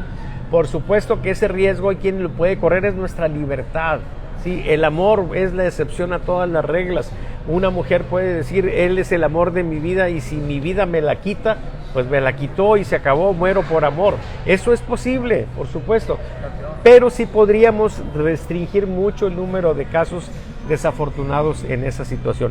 Yo creo que estamos en una situación lamentabilísima, terrible, y yo espero pues que entendamos que es un problema social donde estamos todos involucrados. Yo sé que cuando hay una desgracia todo el mundo se responsabiliza porque siempre pudimos haber hecho algo que hubiera evitado eso. Sí, eso es inevitable, pero debemos entender pues que son desgracias y son situaciones que ocurren, sí, y ni los padres son responsables absolutos de esto, ni los familiares, ni los amigos. O sea, es una situación pues muy desafortunada. Y lo que hacen las autoridades, el presidente que dice yo voy, les doy el apoyo, pues sí, pero no me la vas a revivir. O sea, el problema ya está. O sea, que las autoridades anden buscando y que hagan justicia, eso vale madre. Lo importante es que no ocurra. Sí, y cuando las cosas se evitan, cuando se previenen, no vamos a salir en la prensa ni va a ser un escándalo, pero ese es el beneficio que debemos de buscar. Que no sucedan las cosas, que se prevengan ese tipo de cosas. La autoridad creo que tiene como responsabilidad fundamental dar esas guías, ¿sí? Esas orientaciones. Sobre este tema, compañeros, antes de que me encabrone más, ¿quién quiere participar? No te Ernesto. enojes. No, sí, pues es que es una cosa terrible. Miren, todos los días, los que tenemos alguna niña en edad de estar socializando, todos los días es una situación terrible. Cuando se despide, ¿a qué hora vas a llegar? ¿Sí? A tal hora, si ya no está ahí en esa hora, ya estamos con la angustia, ¿sí? Algunos tenemos la fortuna de poder tener los equipos y las facilidades para que tengamos a tiempo real la ubicación de nuestras hijas, ¿sí?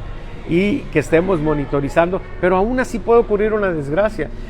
Y algunos tenemos también pues la fortuna, si se quiere ver así, de poder estar desvelándonos hasta las 2, 3 de la mañana, hasta la hora que lleguen. Hay otros que se tienen que levantar a las 5 de la mañana a trabajar, no pueden hacer eso, entonces tienen que irse a la cama. Sí, a lo mejor solamente se encomiendan a Dios, pero es una situación realmente muy, muy complicada. Entonces, pues, el tema es muy fuerte y yo creo, pues, que tenemos que ver las cosas en el ánimo, no de aprovechar la coyuntura política para chingarme a mi enemigo, ¿sí? En el ánimo no de estar dándole trámite a una situación en que me exculpe o me exima de responsabilidades y culpa. No pensemos en eso, ¿sí? La desgracia ahí está y es muy lamentable y hay que pues, procesar ese dolor, ¿sí?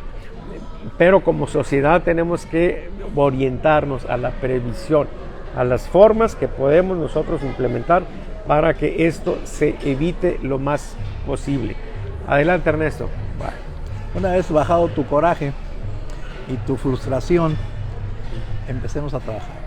Bueno, mira, la semana pasada yo planteé este asunto, te recuerdas ya al final, porque consideré importante establecer 3 cosas. Pero antes de iniciar, yo quisiera hacerle una invitación a todos los que nos están viendo, porque me gustaría que buscaran el libro La decepción y la esperanza de Guevara Niebla. Me gustaría que lo leyeran. Tiene cosas muy importantes con respecto al análisis desde el punto de vista de una militante de lo que era la izquierda en los años 70s, 80s, con visión de lo que es este régimen de nuestro amigo López. ¿Qué es lo que nosotros estamos visualizando? Y lo decíamos la semana pasada. Hay una descomposición social cada vez más, podríamos decir, más agudizada. Obviamente las condiciones de este estado de cosas nos trae como consecuencia una mayor libertad que en perspectiva se convierte en libertinaje.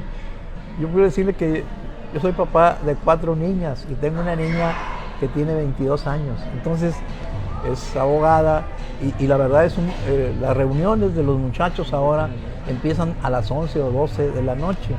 Entonces, pues ¿a qué horas vas a terminar? Pues a las 2, 3 de la mañana.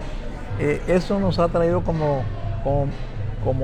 consecuencia hacer todo lo que nosotros llamamos un protocolo de familia por las niñas. Tengo una nieta también que tiene 15 años, otra tiene 17. Pues están en la mera edad de la socialización, del manejo de los amigos, de las amigas, de los compañeros de facultad. Entonces es problemático el manejo. Yo le decía a Salvador y a los amigos de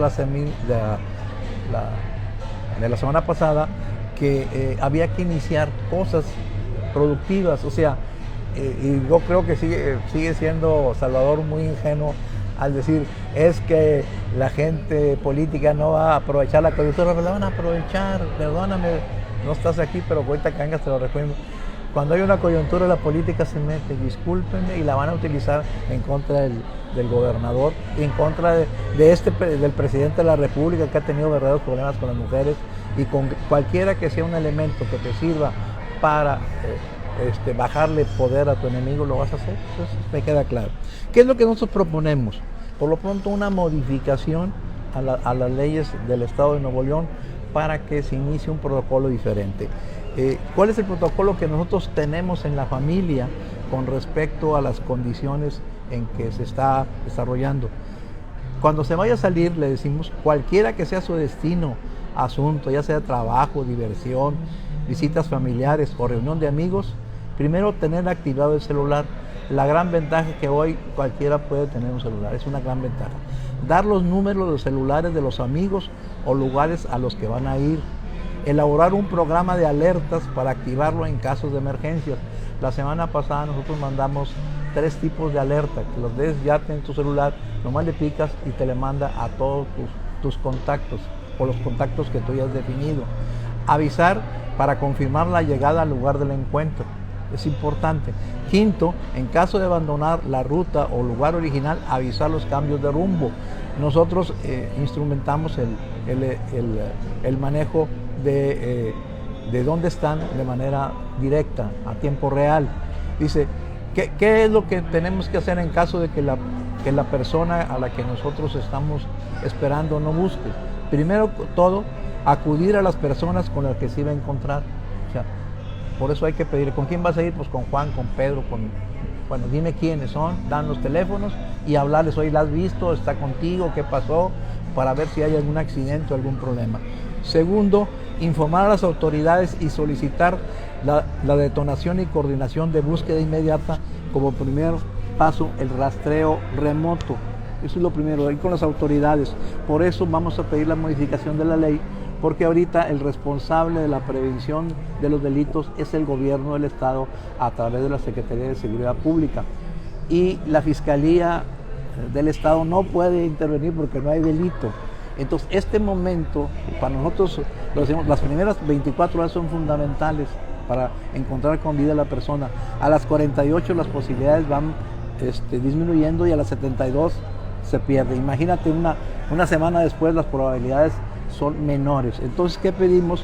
Vamos a cambiar, a modificar las leyes para que desde el momento haya o no denuncia hecha por los familiares, empiece a detonarse este protocolo de búsqueda en que es la autoridades de seguridad pública y de la Fiscalía. Ellos tienen elementos, tienen capacidad para empezar con el rastreo remoto como primer inicio.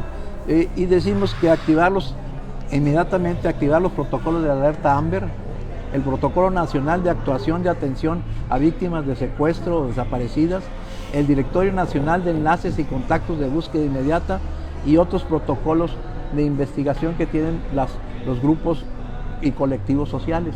Avísales a todos ellos, eso es fundamental. Dice, ¿qué queremos hacer con esto? Inmediatamente las comisiones y asociaciones colectivos locales de búsqueda. Hay un directorio, hay que sacarlo y hay que hablarles. A las autoridades ministeriales darles aviso. No van a poder actuar porque ahorita la ley los tiene amanateados.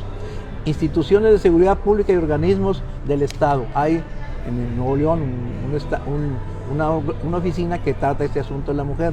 Centros de atención de llamadas de emergencia, llamar al 911 y al servicio Locatel, dando la información de la persona que está desaparecida. Y por último, a las autoridades municipales designadas por el ayuntamiento para que tomen este asunto.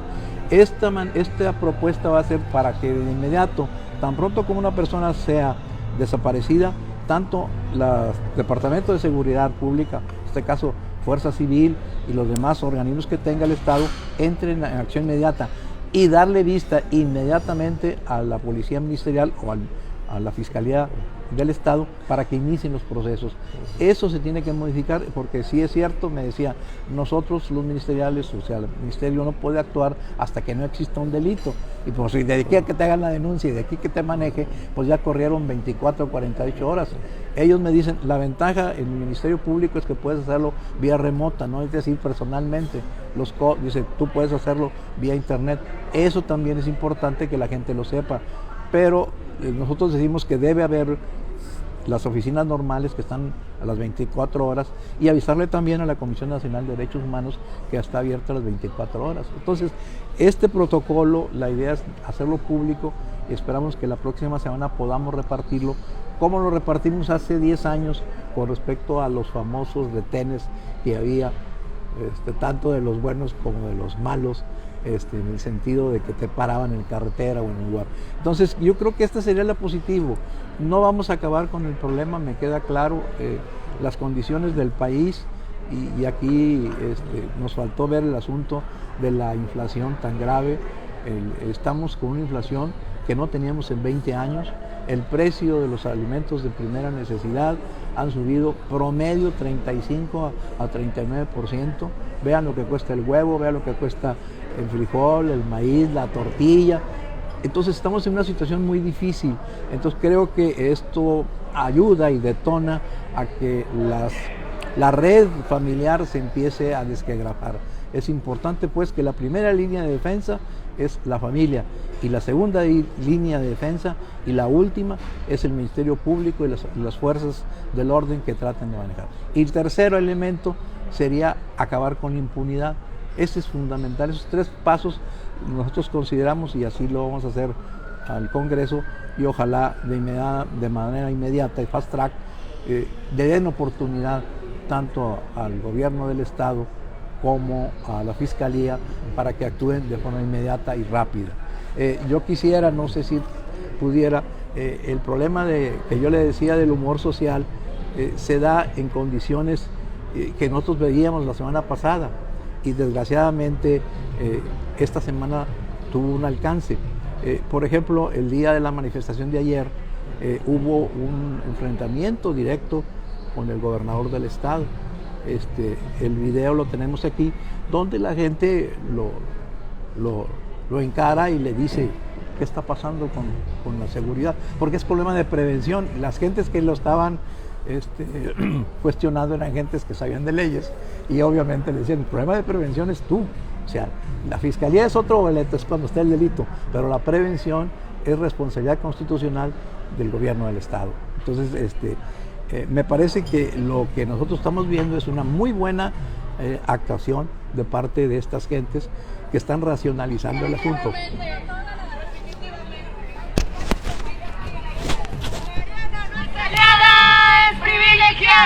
Buenas tardes, hoy quisiera comprometerme aquí frente a ustedes los casos que me están comentando. Quiero ser muy sinceros que como quiera no le creo nada. Teníamos una comisión de búsqueda muy austera con 8 personas. Y las otras tenemos, muertas porque hoy de la encuesta Y tenemos con personal, una comisión de búsqueda que tenía 8 personas. No te creemos, Samuel. necesitan más Y personal. claro, y por eso, justo por eso, Con el porque si no hay problema por una, pues ahora siguen hasta que lleguemos a cuántas. Déjenlo hablar. a raíz de este problema público que tenemos, O sea, lo que quiero decir con este video, se los voy a mandar, es que la prevención les falló. Me dices que tenemos 8, pero ya tiene 7 meses. O sea, esto no es nuevo. Apareció el día de ayer el Índice Nacional de Información de Seguridad y es grave lo que está pasando en el país y en Nuevo León. Está grave la desaparición de personas, tanto hombres como mujeres. Entonces la falta de previsión, decir, cuando llegué tenía 8 y las dejas y apenas cuando sucede el problema y lo reconoce el gobernador, meto más gente, pues es que no previste el asunto. Y claro, después se puso más tenso el asunto porque la gente le pedía la renuncia de fácil.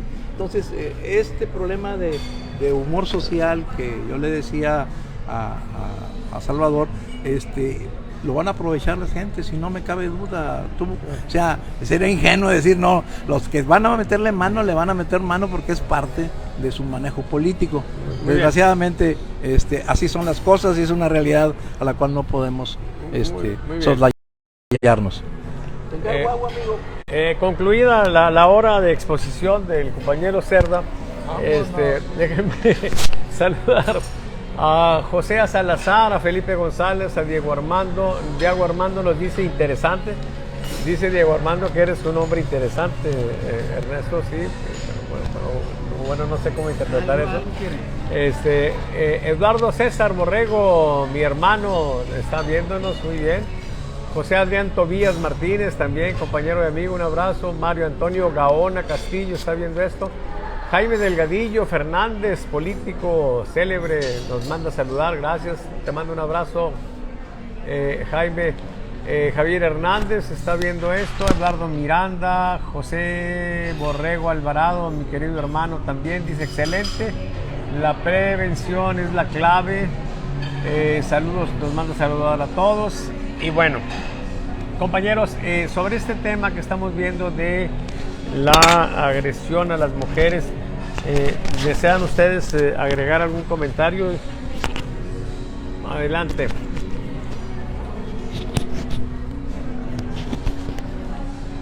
Sí, realmente lo ocurrido en esos días del fallecimiento desafortunado de una mujer, es evidente que se pudo haber prevenido. Se pudo haber prevenido 100%, ¿verdad? Entonces sí va a haber que hacer algo desde el punto de vista de la legislación y del gobierno del Estado. Cambiar el protocolo es el primer paso, implementar esos protocolos y difundirlos, pero es un hecho desafortunado que se pudo haber evitado. No tenía por qué haber sucedido. Y pues sí, también tiene algo que ver la familia, ¿verdad? Porque las personas cuando salen a esas horas de la madrugada, pues sí mínimo deben tener un celular a la mano, ¿verdad? Para poder reportarse, ¿verdad? Porque la persona a la que le ocurrió esto, pues estuvo allí en peligro y obviamente en un escenario muy vulnerable. Pues es increíble que estuviera ahí a esas horas de la madrugada en la carretera, ¿verdad? Desde ese momento ella debió haber contado con un celular o de inmediato las personas de la empresa que están enfrente, pues por solidaridad debían haberla apoyado, ¿verdad? Mínimo prestarle un teléfono para que se reportara, mínimo pedir otro taxi, ¿verdad? Entonces sí es algo que se pudo haber evitado y eso se puede lograr mejorando, siendo más eficiente, haciendo cambios sustanciales desde el punto de vista legislativo de los protocolos y también del gobierno del Estado. Ese es mi comentario. Muy bien, compañeros, pues estamos ya a final de esto. No sé si se les haya quedado algo en el tintero, compañeros, algún comentario adicional sobre los temas que hemos estado abordando hoy. De no ser así, pues saludo a Sergio Mendiola, que acaba de incorporarse, Miguel Ángel Parra también. Y bueno, pues esa es la situación que tenemos, compañeros. Se abren una serie de posibles futuros muy interesantes. Ojalá que en este tema último que hemos visto, pues tengamos una condición pues de consuelo, pensando en la familia, los padres particularmente de la niña esta que lamentablemente pierde la vida en estas circunstancias pues absurdas, y ojalá pues que también con ánimo sereno centremos la atención en la prevención, ¿sí? En buscar la manera de evitar esto. Las cosas que dijo Ernesto Cerda son muy interesantes.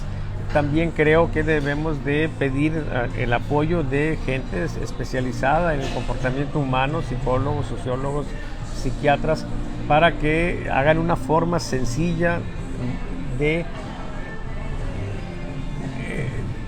orientar, una guía que oriente a las personas en sus relaciones.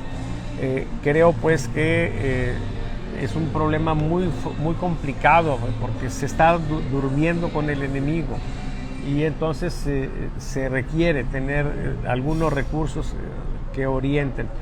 Y bueno, el tema político seguirá igual de sabroso. La próxima semana vemos cómo sigue. Les tendré la primera estimación del careo entre Colosio y Marcelo Ebrard, y también el careo de Colosio con Claudia Sheinbaum. Y bueno, es lo que tenemos, compañeros. Hago votos para cerrar esto, porque sigamos con esta situación de cero agresiones físicas a los diputados que votaron en contra de la propuesta del presidente, ¿sí? Que de manera absurda se les ha llamado traidores a la patria. Yo espero que se vuelva, que se recupere un poco la racionalidad, que el presidente se serene, que entienda que perdió, ¿sí? Y que controle a sus locos, ¿sí? El problema es que si los locos están haciendo cosas de acuerdo a las indicaciones de él, entonces estamos en una situación grave.